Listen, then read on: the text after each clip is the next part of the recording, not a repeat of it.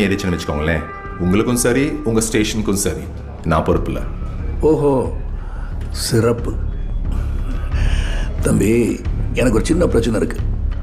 சின்ன வயசுலேருந்து யாருக்கும் பயப்பட மாட்டேன், யார் பேச்சும் கேட்க மாட்டேன்.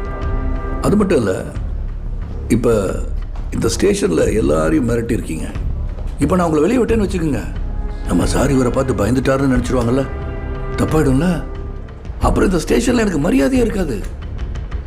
தம்பி, நீங்கள் இடிச்சிங்களா அந்த அம்மா இன்னும் ஹாஸ்பிட்டலில் தான் இருக்காங்க. பிழைப்பாங்களா இல்லையான்னு தெரியாது.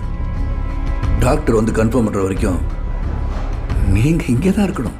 அதுக்கப்புறம் தான் அவனை ரிலீஸ் பண்ணணுமா இல்லை பெரிய ஜெயில் மாற்றணுமான்னு முடிவு பண்ணணும்.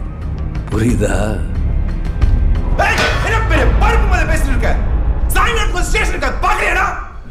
டேய், உன் இஷ்டம் கத்துறதுக்கு இது உங்கள் அப்பா வீடு கிடையாது, போலீஸ் ஸ்டேஷன்.